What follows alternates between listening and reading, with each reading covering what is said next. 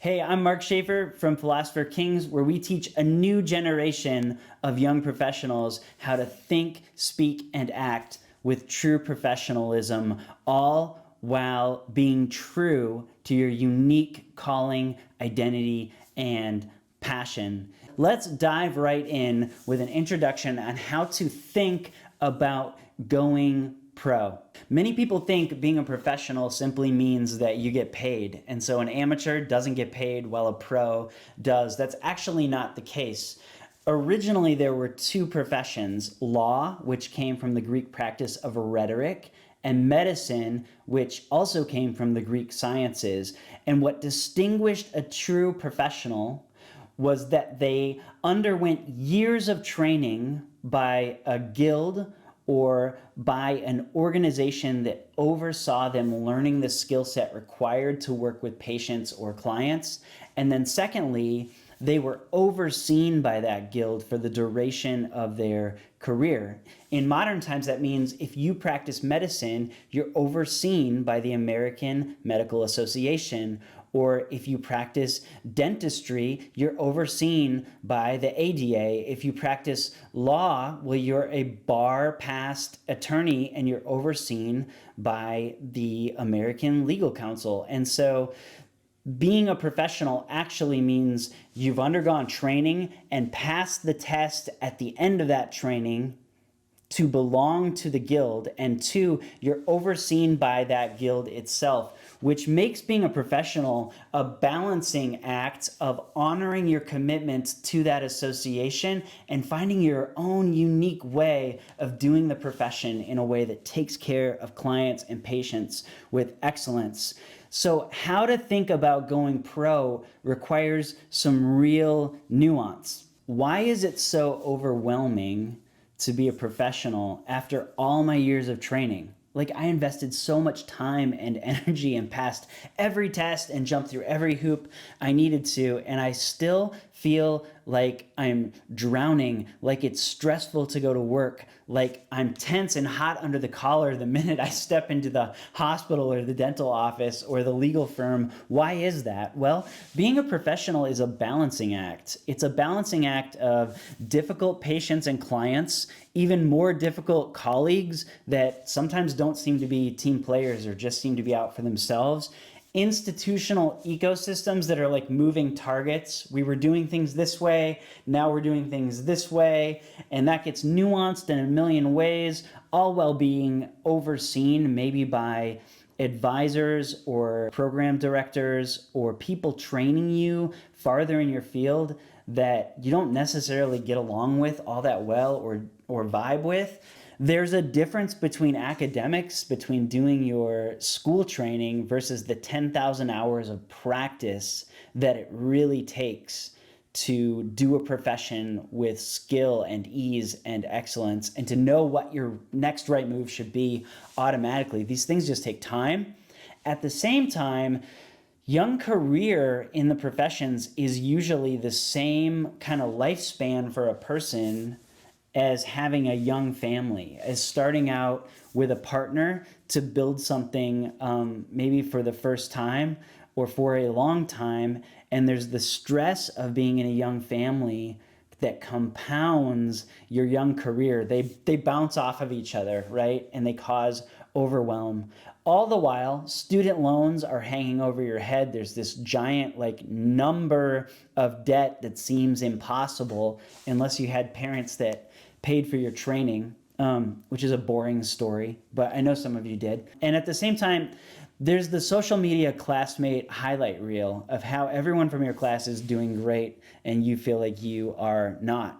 And so the reality is, being a professional is hard and overwhelm is normal. You will not ascend to professional excellence without difficulty. It's almost as if the higher the calling, the higher the stakes. The taller the mountain you are climbing, the greater the sacrifice and amount of training to be able to reach the summit. Another thing that makes being a professional for the up-and-coming generations difficult is simply the way that young millennials and Gen Zs grew up compared to the people that are training them. I've worked with this generation for a long time. I've worked with students for about 15 years, first as a student's pastor, then as a collegiate instructor, and sometimes graduate instructor in antiquities. And the young millennials and Gen Zs that are coming up, in my opinion, are some of the brightest, most educated world changers on the planet in human history. And I'm so excited to see about where they will go in each of the professions, what they will accomplish, how they will make patient and client care just crazy better, right?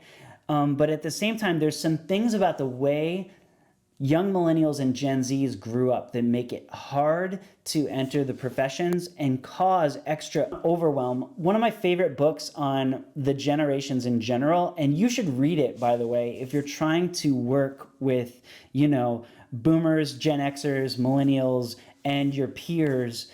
This is a great book by Jean M. Twenge. She's a PhD who wrote a book called iGen First about Gen Z specifically.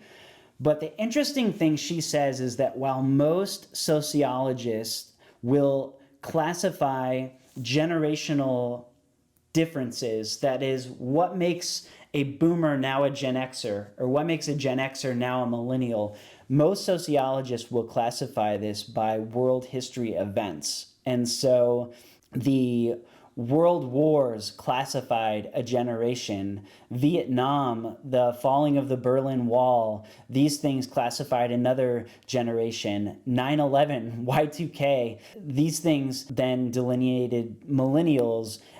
Twenge says, no, it's technology. It's actually giant shifts in technology that are the defining moments of generations, and all of the world events come on the tail end of technological innovations. And she says, iGen, the generation coming up of young millennials and Gen Z, are the first generation never to grow up for a moment without a smartphone in their pocket, without access to unlimited information and ways of finding out, and access to constant comparison of other people and peers. And you can already hear that it's a good thing and a bad thing at the same time.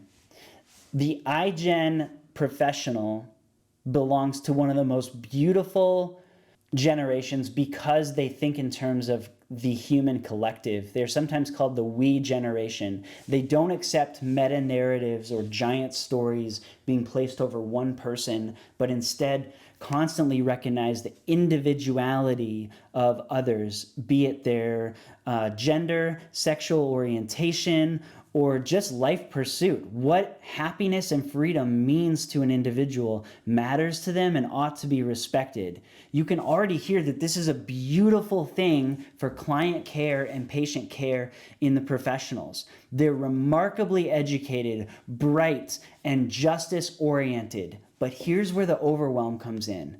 They struggle emotionally and socially with interpersonal interactions, with looking real human beings in the eye and going to a physical workspace where they care for patients and clients and developing emotional resilience and relational intelligence.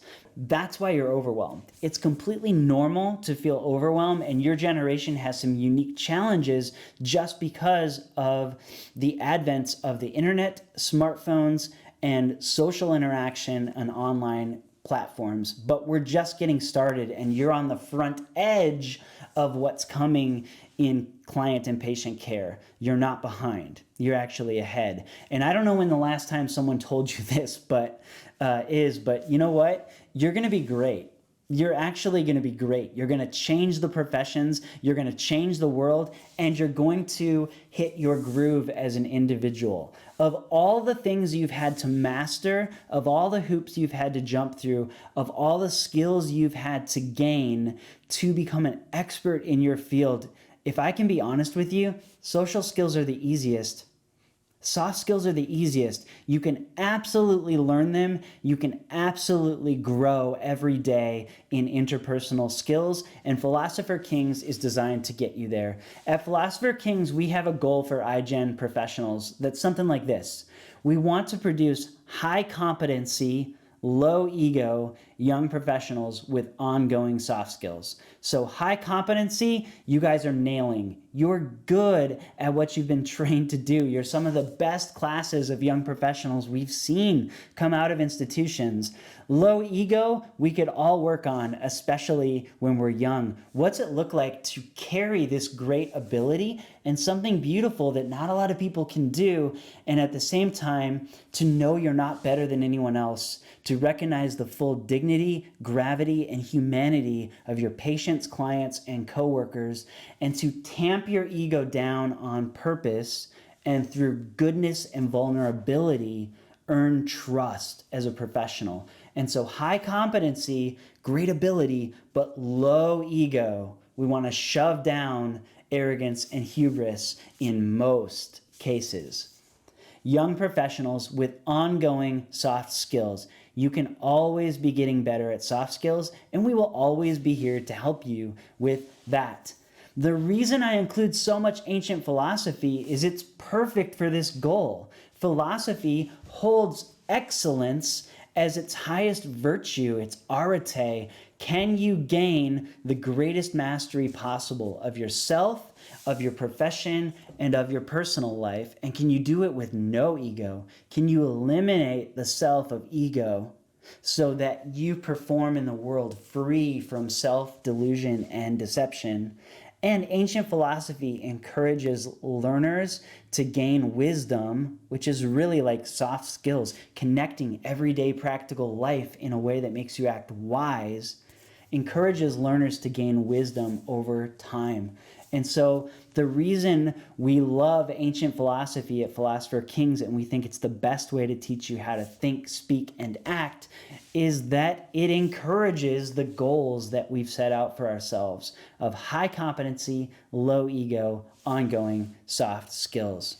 In all of this debate over which generation is best doing things the right way, all the conflict, all the okay boomer and Gen Z jokes going around, Marcus Aurelius says something practically wise. We should waste way less time arguing about what it means to be a good human and go be one. He says, waste no more time arguing about what a good human should be. Be one. I encourage you, an iGen professional, to waste no more time arguing about whether or not your generation can do it or step into your profession. Let's just do it. Let's just become emotionally intelligent, emotionally strong and resilient, and relationally healthy to where we can get along with anyone even if we don't agree with them, and we have a demeanor that promotes trust and well-being. When people know you are profoundly for them, they will listen to you in a way that is uncommon. And so modern professionalism is a journey, and it's one taken out of a philosophy of everyday virtue and continual growth. And that's what we want to do at Philosopher Kings.